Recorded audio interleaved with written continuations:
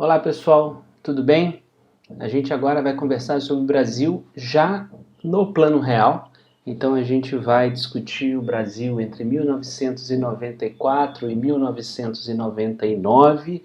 Em 1999, a ancoragem cambial colocada com o plano real em julho de 1994 acaba, e com o fim dessa âncora cambial da paridade da taxa de câmbio entre real e dólar, o plano real, tá? A maneira pela qual nós fizemos a estabilidade acaba.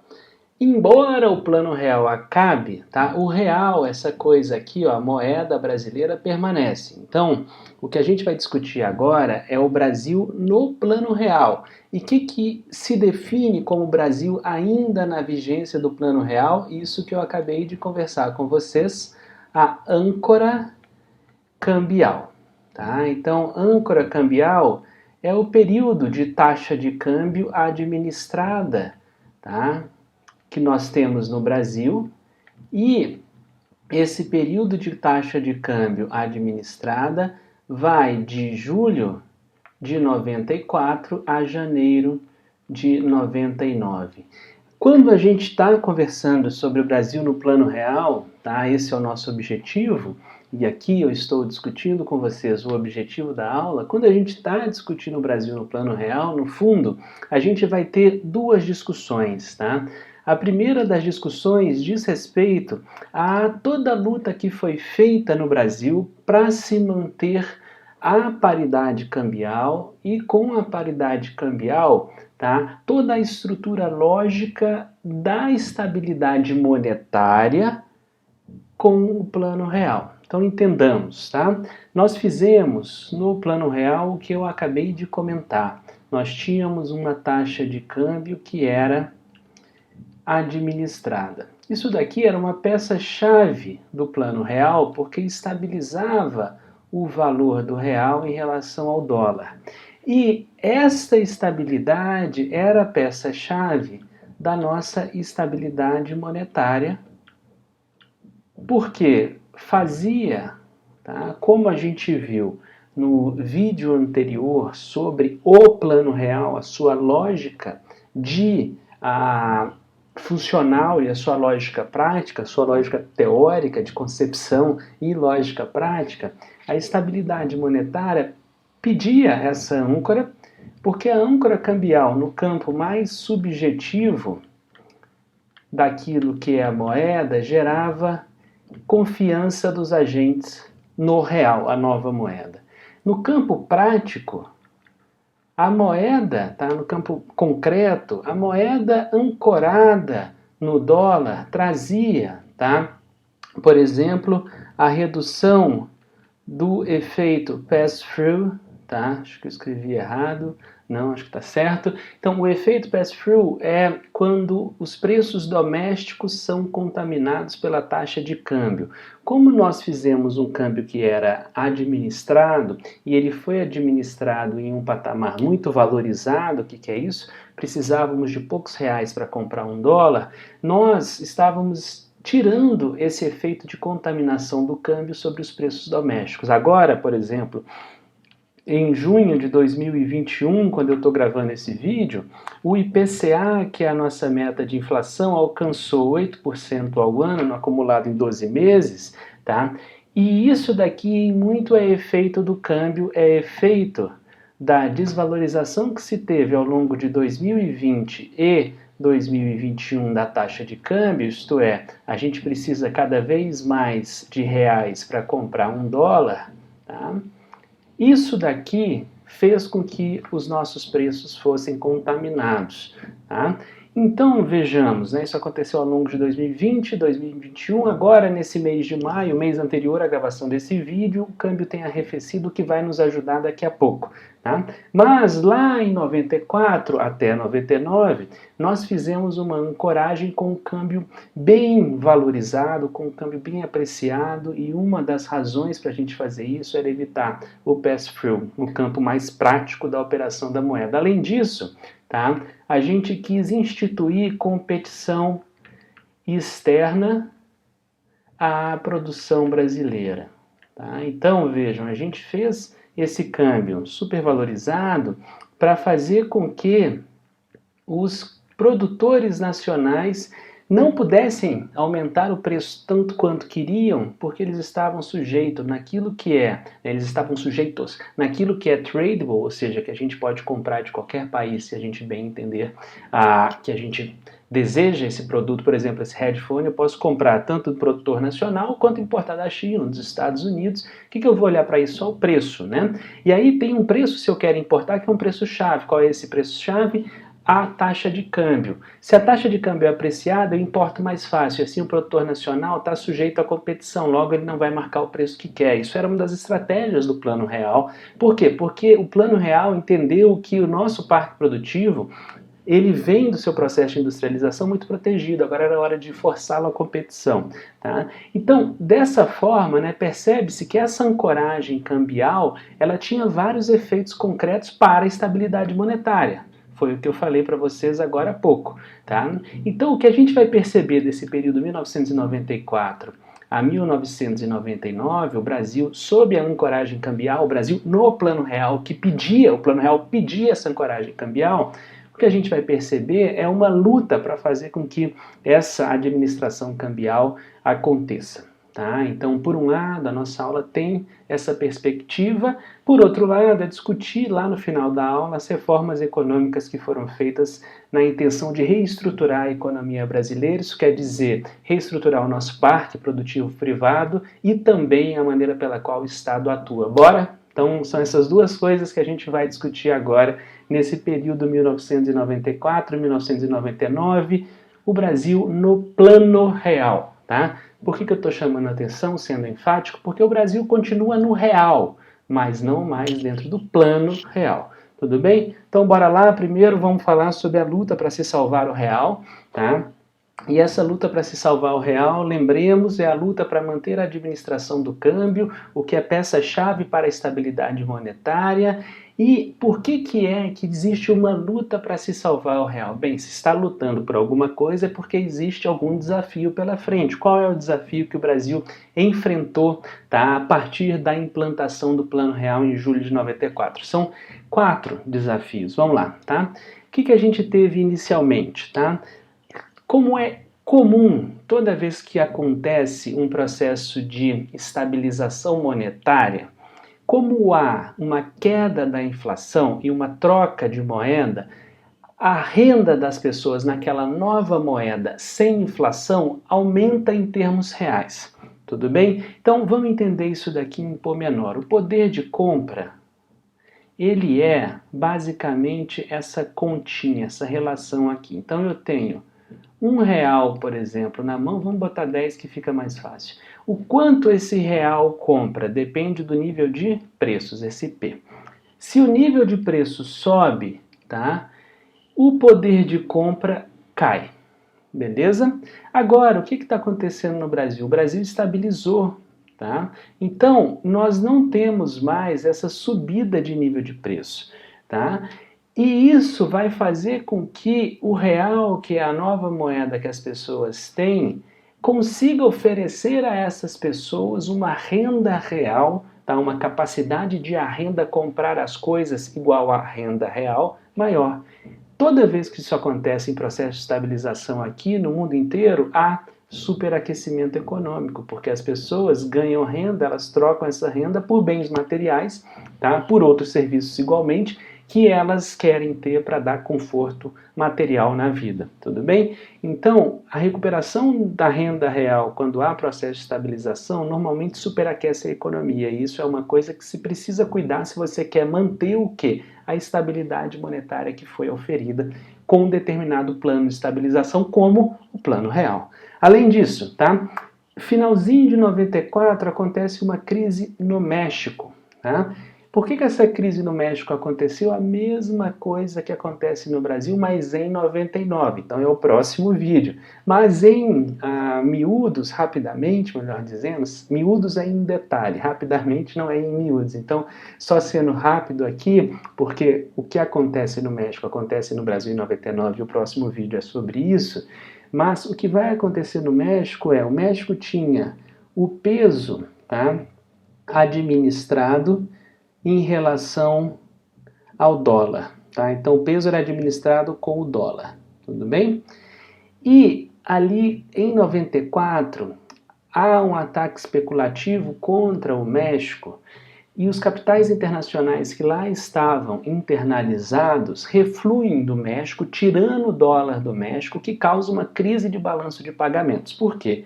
Porque quando sai capital, o país perde reserva, e sem reserva ele não consegue administrar a taxa de câmbio. Isso acontece com o México, isso vai acontecer com a Ásia, acontece com a Rússia, acontece com o Brasil, acontece com a Argentina, isso aconteceu com o Reino Unido em 92, tá? Esse é o percalço principal de taxa de câmbio administrada. Quando a gente administra uma taxa de câmbio, por exemplo, reais por dólar, né? Nós temos que manter o preço que se estabelece. Qual que é esse preço? A taxa de câmbio. Tá? Então vamos supor, só por um exemplo, que a gente estabelece a taxa de câmbio, como foi o Brasil, lá de julho de 94, de 1 para 1. Então eu preciso de R$1 para comprar $1. Isso daqui é um preço. Para que esse preço possa ficar no patamar estabelecido, é preciso que o país que firmou a taxa de câmbio controle a oferta e demanda, tá? Por aquilo que é o produto, tá? Dessa troca de moeda. O que é o produto da troca de moeda? O que seria, por exemplo, comprar uma mercadoria, eu vou comprar um pão, tudo bem? Então o produto é o pão. Quando eu falo que a taxa de câmbio é fixa, qual é o produto? A moeda estrangeira. Tá? Então quando a gente anuncia o preço da moeda estrangeira, significa que a gente está colocando preço nesse produto, e esse preço não adianta, se eu falei que ele vai ser 1 para 1, não adianta, portanto, todo dia ele mudar, ninguém vai criar credibilidade se isso acontecer. Tá? Então, quando esse preço é estabelecido, no fundo, o Banco Central vai ter que controlar oferta e demanda pelo produto. Qual é o nome do produto aqui? Dólar. Tudo bem? Essa é a mercadoria. O Banco Central tem que controlar a oferta e demanda por dólar o tempo todo. Como é que ele vai fazer isso se ele não produz dólar? A gente não produz dólar no Brasil. Quem produz dólar é o Fed americano, os Estados Unidos. Logo, tudo que é política monetária nos Estados Unidos é política cambial aqui no Brasil. Então vejamos o seguinte, tá? Para poder controlar essa oferta e essa demanda, é preciso ter reserva internacional. O problema é que tá acontecendo um ataque especulativo, o México não tem um grande superávit na balança comercial para trazer dólar, portanto ele precisa de investidores internacionais. Esses investidores internacionais, ao final de 94, olham para o México e falam, não vou ficar nesse país, eu vou sair daqui. Quando saem, levam embora as reservas internacionais do México. Quando isso acontece, o México perde a capacidade de administrar o peso em relação ao dólar, ou seja, a taxa de câmbio. Por que os investidores internacionais foram embora do México? Porque eles olharam para uma eleição presidencial que estava acontecendo lá em fins de 1994 e falam, olha, está muito incerto o cenário desse país, eu não sei, tá, se as condições de hoje estarão vigentes ainda ao final de 94, então eu vou sair desse país. E aí, quando o primeiro começa a sair, o segundo capital, o terceiro fundo, quinto grande investidor e por aí vai, tá? Isso gera um efeito manada ou um ataque especulativo, é a mesma coisa, o que torna, portanto, o país incapaz de administrar sua taxa de câmbio. Foi isso que aconteceu lá. Tá? Só que quando isso acontece no México, que tem, né, uma taxa de câmbio administrada, como o Brasil, que é um país que passou por um processo de estabilização, como o Brasil, que é um país nos anos 80, né, que deu uma moratória na dívida externa, e logo depois, ao final dos anos 80, o Brasil também fez isso. Então, é um país que é muito parecido com o Brasil. Então, os investidores que estão olhando para o Brasil e vendo o Brasil passar por seu processo de estabilização, olham para o Brasil e falam, eita, o Brasil é muito parecido com o México. Se está acontecendo isso no México, por que não vai acontecer no Brasil? Nós chamamos isso de efeito contágio. Tá? É a maneira pela qual os investidores olham para um país e levam o que eles estão vendo nesse país para o conjunto de países que são semelhantes. Isso é o efeito contágio. No caso do efeito contágio da crise mexicana de final de 94, para com os países emergentes e o Brasil nesse bojo, né, a gente chamou de efeito tequila, nome sugestivo, né? Foi a tontura, né, que se teve no mundo pós-crise do México, tá? Então, pessoal, quando a gente tem ao final de 1994 a crise do México, né, os investidores internacionais vão olhar para, tá, o Brasil e vão afugentar-se do Brasil. Tá? Eles vão acabar olhando para o Brasil e tensionando aqui a nossa administração da taxa de câmbio. Tá? Como? Eles começam a tirar dinheiro do Brasil, tudo bem? Daqui a pouco a gente vai ver como isso foi solucionado. Por hora, estou falando com vocês dos problemas. E tem mais um. Por quê? Porque o capital está saindo por causa da crise do México, né?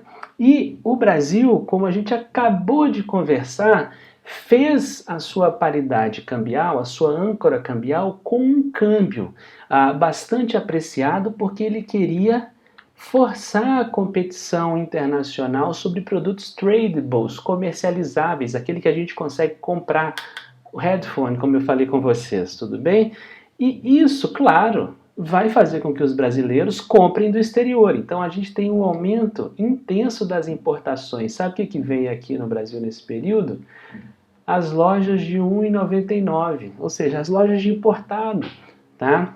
E isso é o resultado desta vontade dos formuladores do Plano Real de forçar a produção brasileira à competição externa para que eles ganhem eficiência e modernidade e não fiquem, tá, protegidos sob barreiras comerciais que os permitiam, inclusive, colocar o preço que eles queriam.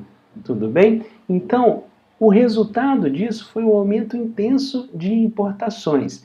E se a gente soma a saída de dólar do Brasil por causa das importações com a saída de dólar do Brasil por causa da crise mexicana, nós temos uma pressão muito forte sobre as reservas internacionais. E lembremos-nos, reservas internacionais é o que permite a um banco central administrar a taxa de câmbio. Então o Brasil está sob risco. Tá? O Plano Real, a âncora cambial, o que é isso? A paridade entre real e dólar está sob risco porque aquilo que faz operacionalmente um país ser capaz de administrar a taxa de câmbio, as reservas internacionais, né, está sob ameaça por causa dessa fuga de capitais e da saída de dólares do Brasil na forma de importações. Beleza? Quarto problema que a gente enfrenta no Brasil nessa época, né? A inflação brasileira cai bruscamente a partir de 1994, já vou mostrar os dados para vocês, mas ela ainda acumula entre 1994 e junho de 95 um patamar relativamente alto, de 33%. E se a gente é um país que, como vimos nas duas aulas anteriores, né, se a gente é um país que tem muita indexação, se a gente é muito sensível a mudar nosso preço pelo que a gente está vendo de comportamento inflacionário, esse é um patamar elevado de inflação. Mesmo tá, com essa inflação, há ainda superaquecimento, porque percebam, né, a gente está dando um aumento de renda para as pessoas quando há estabilidade monetária, que é um aumento de renda de a gente sair de uma inflação, né, aumento de renda real, sair de uma inflação de 900% ao ano para 30%, tá? Isso numa nova moeda, ou seja, a gente deu 100% de poder de compra. A inflação acumulada entre julho e junho é de 30%, mas o que a gente ofertou de ganho de renda quando a gente trocou a moeda e levou a inflação inicialmente para zero, ela vai se acumular em 33% depois de julho, ou seja, aqui em julho de 94 entrou o real em cena, é como se a gente zerasse o jogo. Daqui em diante, né, é que a gente começa a ter a corrosão de poder de compra, mas vejam, de julho de 94 a junho de 95 tem 30% de inflação acumulada, mas, né, a gente não tem os 900%, os 2.000% anteriores, ou seja, tem ganho real de renda aqui, a gente não corroeu 100% do poder de compra da nova moeda, tá? E mais do que isso, né, após 1995, eu já vou mostrar os dados para vocês, nós temos índices de inflação cada vez menores, ou seja, nós conseguimos, de frente aos desafios, olhar, tá, para o que estava acontecendo e fomos capazes, enquanto país, de superar isso daqui, esses desafios que se colocaram. Tá? Então, ainda tem mais uma coisa que vem, que é importante se dizer, quando a inflação cai bruscamente no Brasil, tá, em 1994, há uma mudança no espírito das coisas aqui no Brasil, em que o país se torna muito mais confiante de que agora ele se reorganizou, de modo que tanto, tá, aumenta-se o nível de consumo no país pelo ganho de renda real, como também se aumenta o nível de investimento no país inicialmente, porque agora os empresários, as empresárias estão olhando para o Brasil muito mais confiantes de que agora vai, tá, fazem aumentar o nível de investimento no país 95, 94, 95, 96, a ponto de o Brasil em 94 e 95 crescer, tá, bastante razoavelmente, ou seja, a gente cresceu coisa de 4,5% nesses 2 anos. Tá? Então vejam, quando a gente tem estabilidade monetária, ela constrói uma reorganização econômica do Brasil e dá um ganho de expectativa nesse país, que faz com que a economia agora volte a operar sob base muito mais normal do que aquilo que acontecia antes. Tudo bem? Mas esses 4 desafios estão postos. O que é feito para poder enfrentar estes desafios? Bem, vamos lá na busca de soluções, né? Portanto, as primeiras coisas que foram feitas em âmbito doméstico, tá? Então são fatores locais, são coisas que nós fazemos.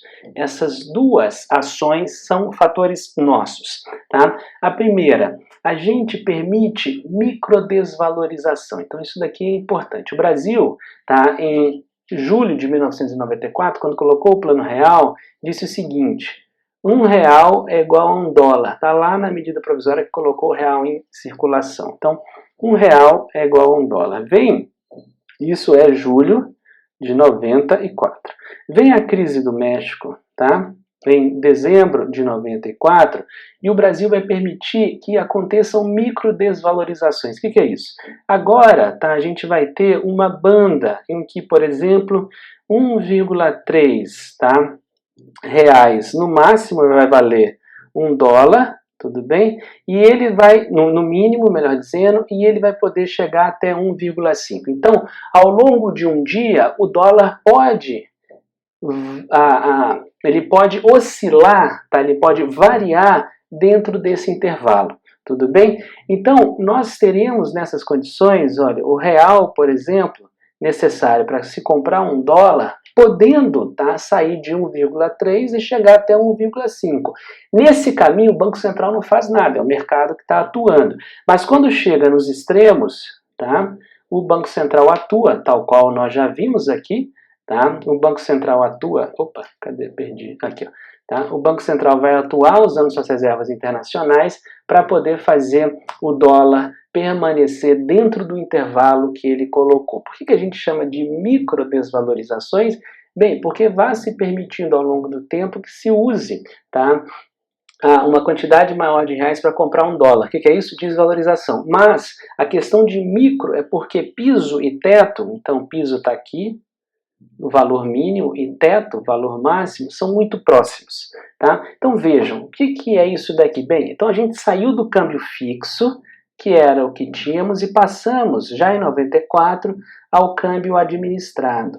E qual que é a vantagem que o câmbio administrado em bandas oferece? Bem, primeiro, o Brasil ainda está com aquele fator subjetivo, tá, de mostrar que R$1 vale muito em termos de dólar. 2, o câmbio continua apreciado. A gente tem uma variação de 1,3 a 1,5, é um câmbio absolutamente apreciado. Então aqueles outros fatores concretos de pass-through e de competição externa também estão mantidos. Mas, mesmo que de 2 centavos, 3 centavos, o Banco Central está ganhando uma pequena folga em termos daquilo que ele vai ter que fazer para administrar a taxa de câmbio. Tudo bem? Quando é 1 para 1, ele está atuando o tempo todo.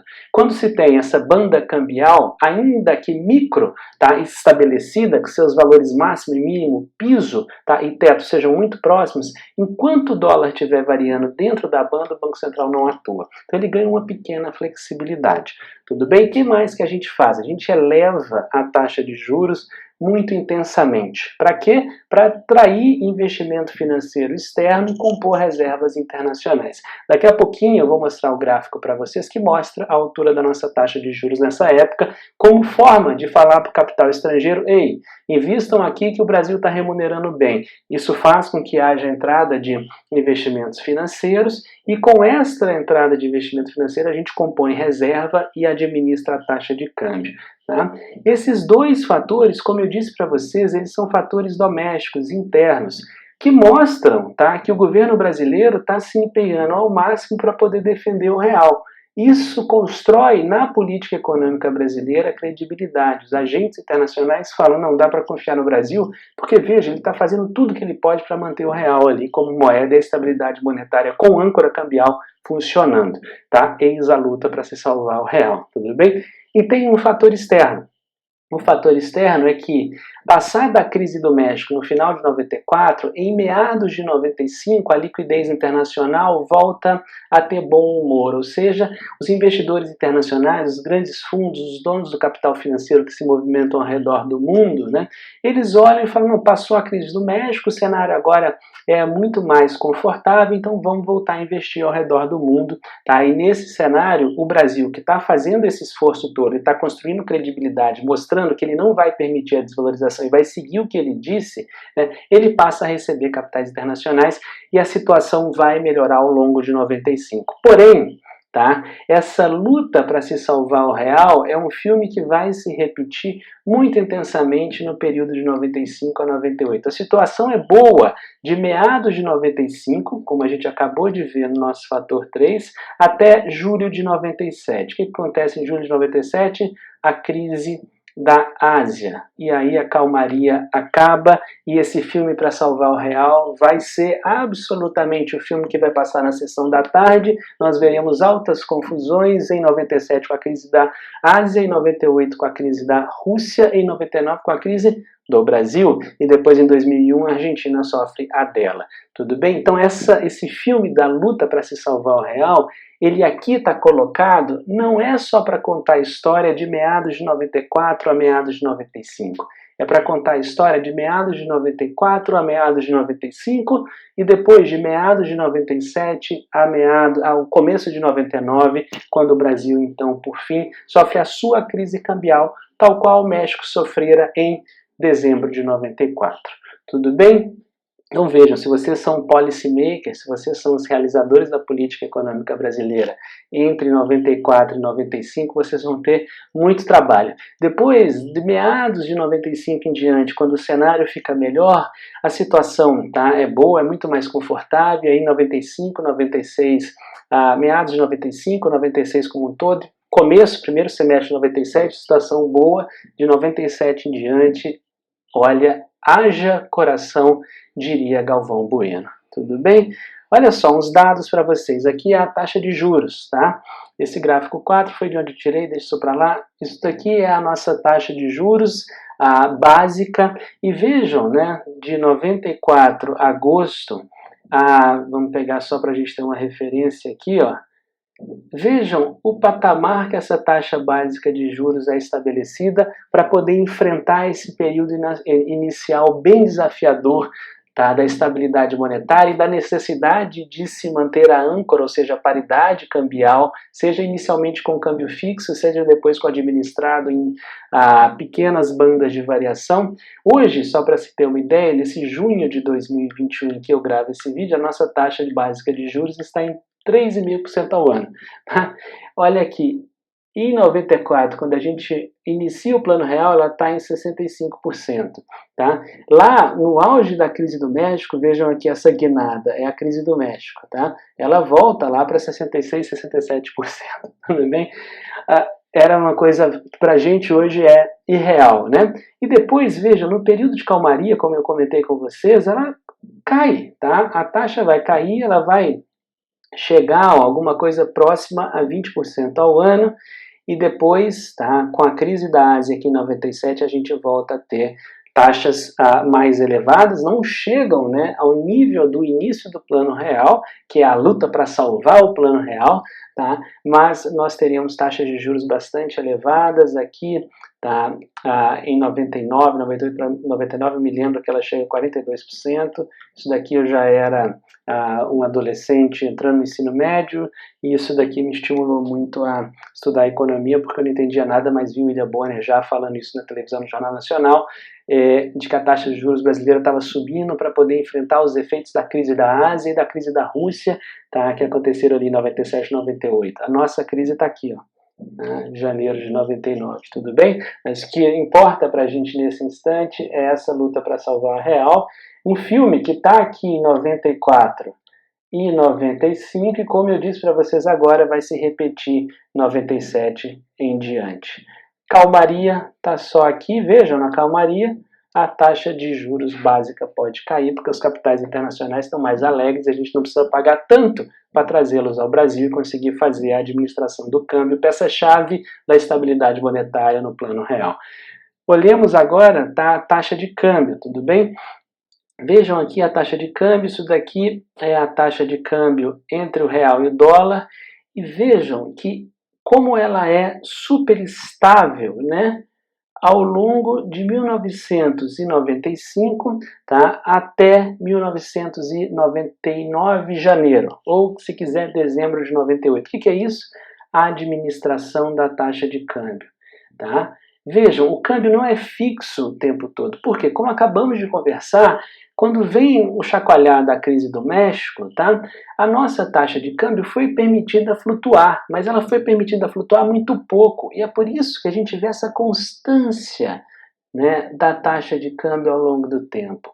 Ela vai chegar aqui no finalzinho de 98 em 1,28, sendo que ela parte no começo de 95, tá? De um patamar em que eu precisava de menos de R$1 para comprar $1, tudo bem? E esse patamar, ele vai permanecer, tá, por algum período de tempo, tudo bem? Vejam, por isso que surgem, né, as lojas de 99, isso daqui deixa claro como era barato importar. Tá? Claro que a gente teve repercussões, a balança comercial brasileira, o confronto entre importações e exportações, vai ser profundamente deficitário, então a gente está perdendo reserva para o resto do mundo. Não por menos, a gente vai precisar de juros altos, vejam, mesmo quando o juro na calmaria cai, ele vai circundar em 20%, que é a maneira pela qual, de frente ao déficit comercial, a gente está trazendo dólar para manter o câmbio administrado, tudo bem? Mas vejam, essa linha super constante está contando para a gente o que é a administração da taxa de câmbio. E aí, quando vem a nossa crise em 99, que é o tema da nossa próxima aula, olha o tamanho da guinada.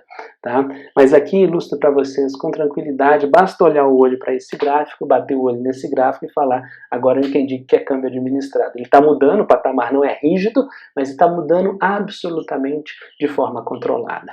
Tá? Por fim, só para vocês olharem o que é uma inflação alta, eis a inflação brasileira medida pelo Índice de Preços ao Consumidor Amplo, hoje a meta de inflação no Brasil, desde 1999, na verdade, de 1980 a 99, como é a inflação no Brasil. Bem, esse dado está muito distorcido. Por que ele está distorcido? Porque vejam aqui, em 1993 a gente bate 2.477% de inflação no ano.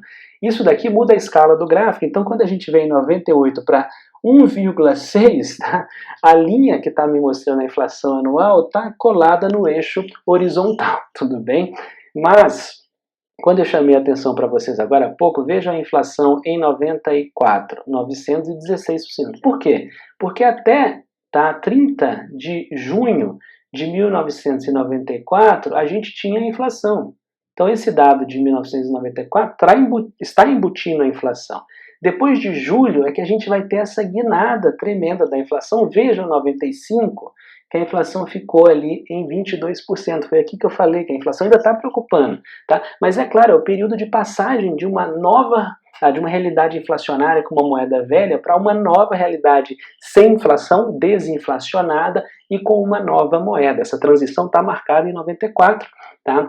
E quando a gente tem uma taxa de juros, por exemplo, de 60%, a gente traçar uma média aqui dessa taxa de juros em 1995, essa média vai circundar alguma coisa em torno de 50%.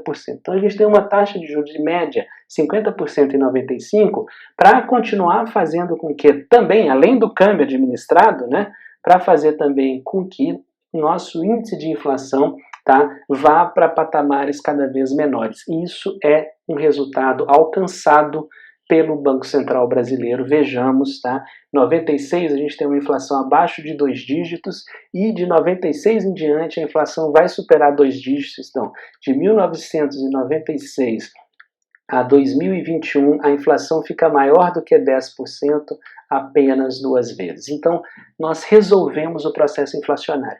Vejam todos aqui que nosso processo inflacionário era tão maluco, tá? Que quando eu pego, por exemplo, aqui, ó, 1984, o ano que eu nasci, tá? Nossa inflação foi de 215% ao ano, tudo bem? Parece pouco, né? Quando eu olho e falo, olha, está próximo aqui da minha linha pós-Plano Real, mas só está próximo porque as inflações que nós tivemos em 93, em 91, em 92, em 89, tá? Em 90, foram tão altas que distorceram a escala do gráfico. Eu deixei isso de propósito, para vocês olharem e se assustarem, tudo bem? Ou seja, o Plano Real, ele teve um desafio inicial, mas ele conseguiu vencer esse desafio inicial. Tá? E ele efetivamente estabilizou a economia brasileira em termos de inflação. Tá? Quando hoje a gente fala, por exemplo, a inflação, como eu disse para vocês, em junho de 21, o IPCA, tá? 12 meses, está acumulando 8%, mesmo que parece um zero, né? Então, está acumulando 8%, tá? Isso daqui não é nada, tudo bem? Porque imaginem o que era conviver com um país de 2.477%, 1.620% de inflação ao ano. Tudo bem?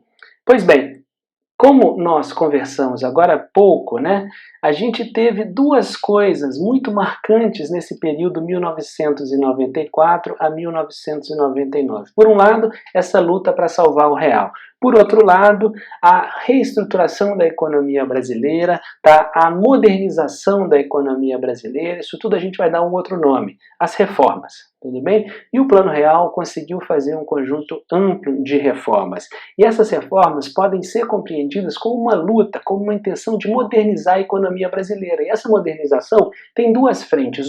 Mudar a estrutura, tá, produtiva nacional, o que implica uma estrutura mais aberta ao resto do mundo, o que implica uma estrutura que agora, né, não vai contar tanto com a ação do Estado para poder existir e crescer. Então é andar com pernas próprias em termos de estrutura produtiva, e não somente, o Estado também vai mudar a maneira pela qual ele atua. Ele vai deixar de ser aquele Estado que até, né, o final dos anos 80 fez a industrialização do Brasil, e ele vai passar a ser um Estado muito mais regulador, um Estado que faz muito mais marcos regulatórios que permitem a iniciativa privada ter um bom ambiente de negócio, do que ser aquele Estado que coloca ali a cenoura, tá, na frente do equino andando, tudo bem? Só para fazer uma analogia para vocês. Quem estiver cansado, agora é a hora de dar o descanso, tá? Mas só tem esse slide mais um, tá? A gente está realmente chegando ao final, mas vocês que sabem, se quiserem tomar uma água, levantar, olhar o WhatsApp, puxar o feed do Instagram. Mas vamos lá, quais são as reformas que modernizam, mudam a estrutura de funcionamento da economia brasileira? Tá? Uma que nós conhecemos bem, privatizações. Tá? O foco das privatizações muda em relação aos governos Collor e Itamar Franco, porque agora nós temos a venda de oferta de serviço público, tá? E aí energia e comunicação são dois grandes exemplos, tá? E também muda o porte das empresas privatizadas, sendo que o grande exemplo aqui é a Vale do Rio Doce.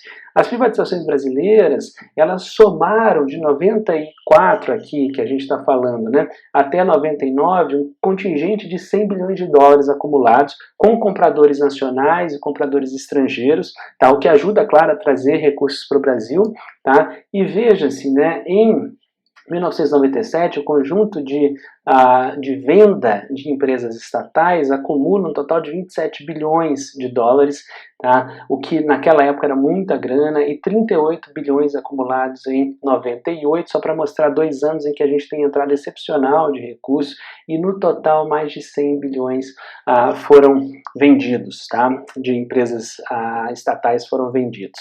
Tá? Nós temos também o fim do monopólio estatal sobre óleo e gás. Isso é importante porque traz empresas privadas, nacionais e estrangeiras para explorarem óleo, tá, e gás. A Petrobras perde seu monopólio, tá? Então veja a abertura de mercado.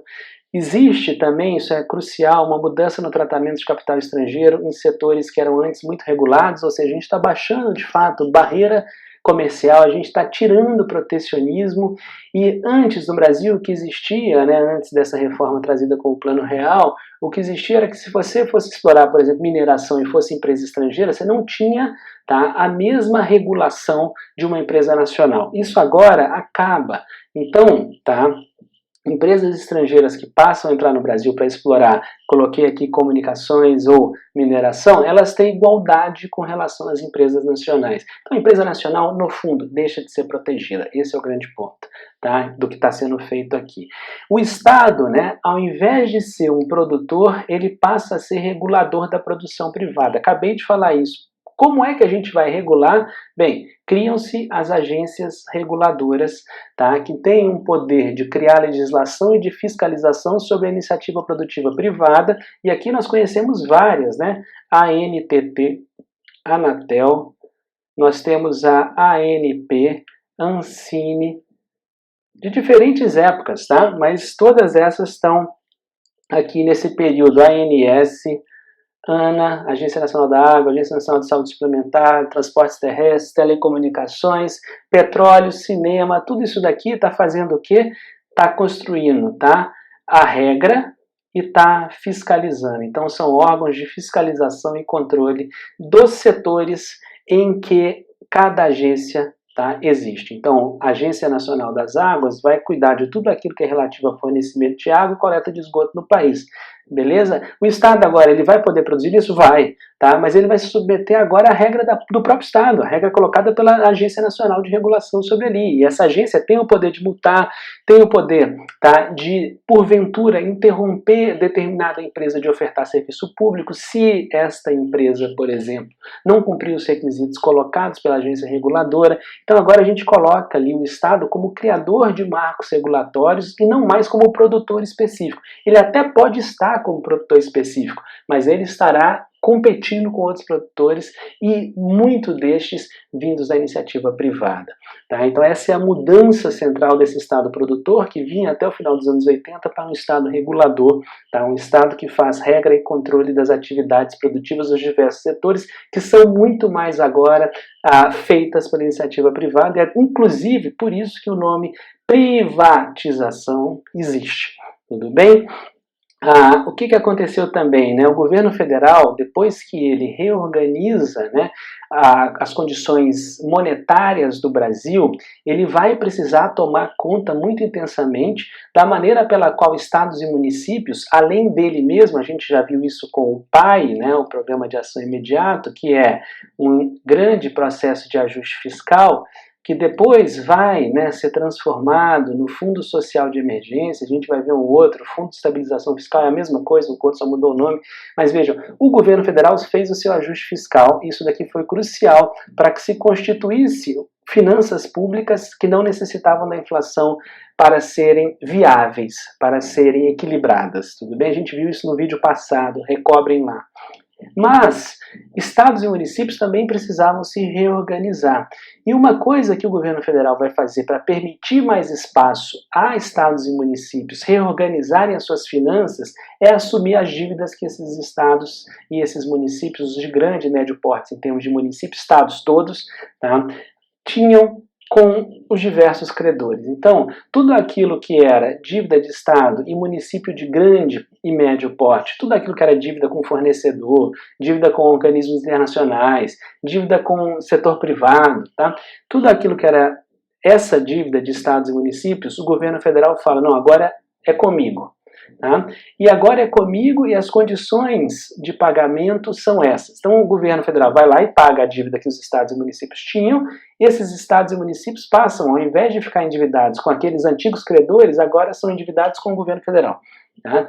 Isso porque o governo federal, dessa forma, vai, por um lado, dar um tempo para estados e municípios permitirem, né, a reorganização das suas finanças públicas. E mais do que isso, o governo federal agora tem uma forma muito forte de controle de adimplemento, tá? Ou seja, controle de pagamento de dívidas que estados e municípios têm. Por quê? Porque se um estado ou um município, por exemplo, não paga o governo federal vai lá e suspende a transferência de recursos a estados e municípios. Tudo bem? Mas isso força os estados e os municípios a reorganizarem as suas finanças públicas, que, claro, a gente está vivendo um novo país, um país estabilizado monetariamente, um país que agora entra numa nova dinâmica que a gente acabou de discutir, de estruturação, tá, da ação do Estado, de estruturação da ação do setor privado, e estados e municípios de certa forma, com essa assunção, ganham tempo para poder se reorganizarem e se enquadrarem nessa nova maneira de o Estado e o setor privado se relacionarem na estrutura econômica brasileira.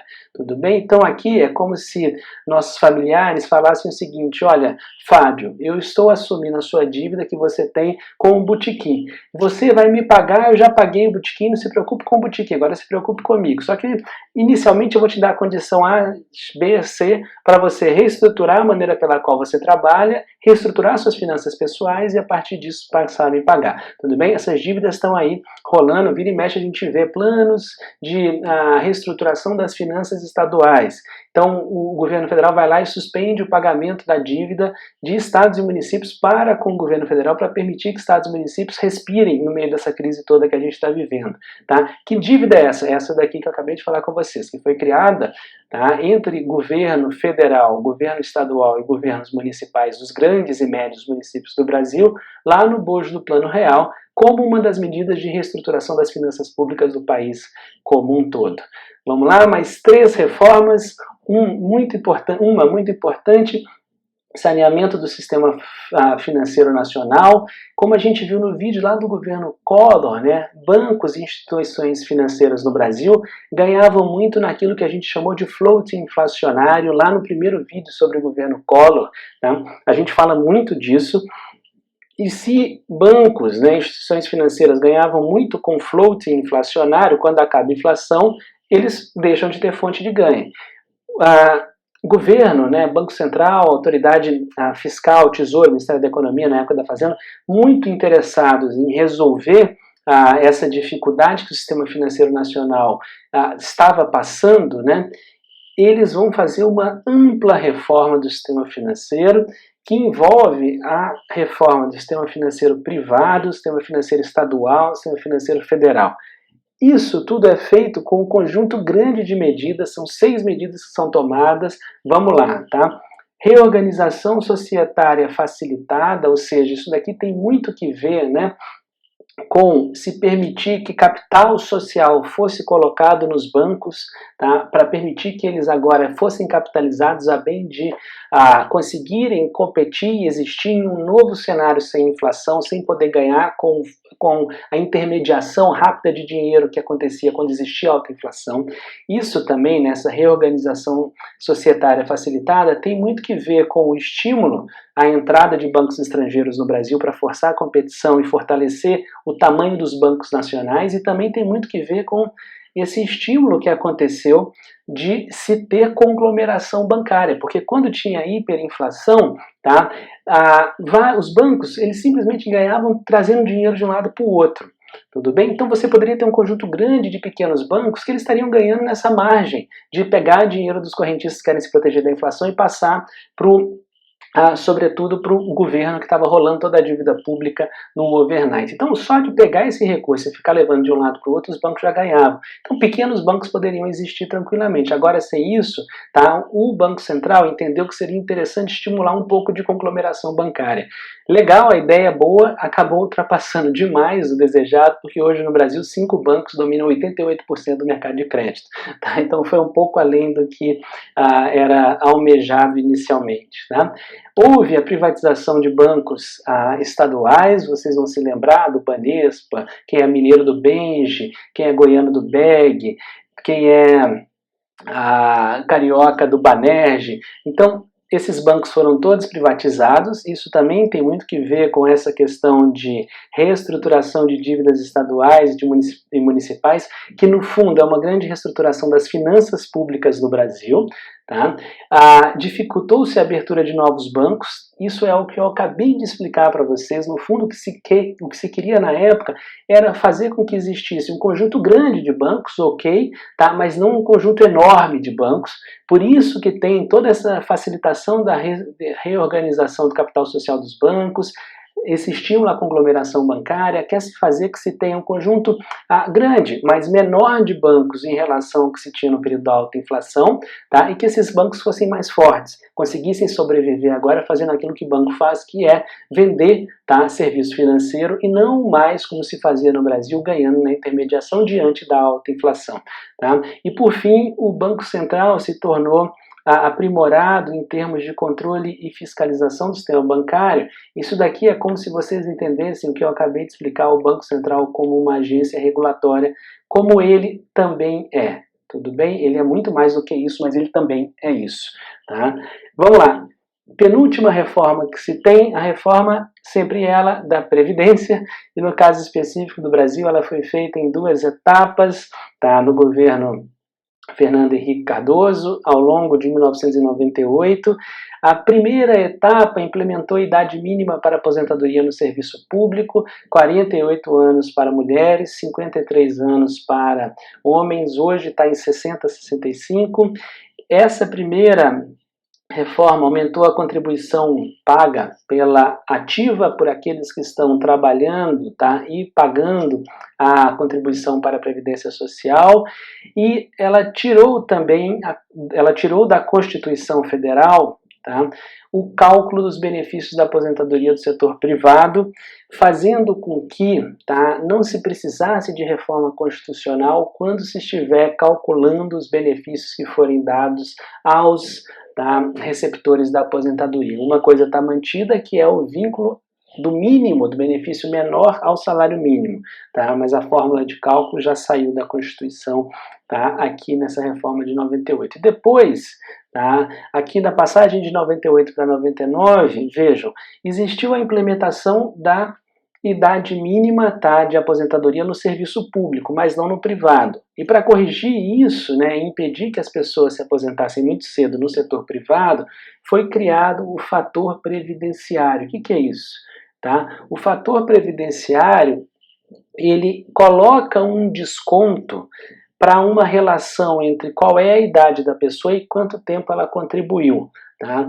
Então, esse fator previdenciário ele vai ter ali digamos, um limiar, ele vai ter uma barreira a partir da qual, tá, ele não se aplica mais. Então, pessoas que contribuíram, por exemplo, com 30 anos e estão com 60 anos de vida, o fator previdenciário aqui é 0. Mas se você está aposentando e você tem 20 anos de contribuição e 50 anos de idade, você vai ter um desconto em relação ao seu benefício. Então, é uma outra forma de a gente colocar a idade mínima, tá? Mas como ela não passou na primeira reforma, colocou-se esse caminho, tá, para poder fazer alguma coisa que fizesse com que as pessoas se sentissem desestimuladas a se aposentarem com pouco tempo de contribuição, tá, e numa idade que a Previdência não entendia que era uma idade ainda a ponto de você se tornar um inativo, se você se tornar um receptário de benefícios. Tudo bem? Por fim, a última reforma do período é o ajuste fiscal. Tá? Ele iniciou-se com o Fundo Social de Emergência, que a gente já viu na aula passada, é o grande substituto do PAI, lá no início do Plano Real. O Fundo Social de Emergência é a nossa emenda constitucional número 1. Tá? Então, ele foi colocado em 1994 e durou até 1996, e como a gente já disse, né, o Fundo Social de Emergência é aquilo que a gente hoje chama de DRU, Desvinculação de Receitas da União. É uma possibilidade de o recurso chegar lá na Receita Federal e o Tesouro, quando a Receita passa o recurso para o Tesouro gastar, o Tesouro vai lá e fala, não precisa, tá, gastar isso daqui não, está desvinculado essa receita do seu gasto, desvinculação das receitas da União. Isso teve, tá, o nome de Fundo Social de Emergência inicialmente, depois passou a se chamar Fundo de Estabilização Fiscal e depois, em 2001, passou a se chamar DRU, nome que até hoje, 2021, essa modalidade de ajuste fiscal tem, tá? Pode descontingenciar alguma coisa em torno de 20% das receitas da União, portanto, poupando, porque quando você desvincula, não é que você vai gastar para outra coisa, você simplesmente não gasta. Então esse dinheiro para na conta única do Tesouro e forma ali uma poupança de recursos públicos, tá? Além disso, tem 2 outras medidas que vêm para o Brasil, tá? De 98 para 99. Em 1998, a gente coloca a meta de resultado primário, tá? Que a gente conhece bem a tal meta de primário. Isso daqui é uma forma de se dizer ao longo do ano quanto que o setor público, tá? Seja Estado, seja município, seja o governo federal, vai buscar de resultado de confronto entre despesas e receitas, tá, ao longo de um ano. Pode ser uma meta de déficit, pode ser uma meta de superávit. É claro que a meta de déficit, né, a esperança, quando se coloca uma meta de déficit, é de que ela vá diminuindo, o déficit vai diminuindo de ano a ano, mostrando aí um caminho para a consolidação fiscal. Tá? Isso daqui vem em 98 no bojo do acordo do Brasil com o Fundo Monetário Internacional, um pouco antes da nossa crise em janeiro de 99. E ao longo de 99 é elaborada e aprovada a Lei de Responsabilidade Fiscal, o grande marco organizador das finanças públicas brasileiras, tá? Que a partir de 2000 passa a ter vigência e é o coroamento, digamos assim, de toda aquela reestruturação das finanças públicas que eu já comentei com vocês, tá? Que acontece no Brasil ao longo do processo de estabilização do Plano Real. Então, como a gente está reorganizando as finanças públicas federais, municipais, estaduais, tá? Essa reorganização vem do PAI, tá? Com a estabilização monetária, né? A inflação deixa de ser usada para fechar as contas do governo, sobretudo do governo federal. A gente usa dos Fundo Social de Emergência, Fundo de Estabilização Fiscal, como uma maneira de montar poupança pública, mas a gente consolida uma estrutura, um marco regulatório das finanças públicas nacionais. Quando eu digo nacional, estou dizendo estados, tá? Municípios e União, com a Lei de Responsabilidade Fiscal, que é efetivamente um grande marco regulatório da maneira pela qual as finanças públicas brasileiras devem ser estruturadas. Tudo bem? É isso sobre o Plano Real, tá? Esse é um papo dividido entre as várias reformas que ocorreram entre 1994 e 99 e, por outro lado, na luta para se salvar o real. O que a gente vai ver a seguir, tá, é o fim do Plano Real com a crise brasileira de 1999. Um grande abraço.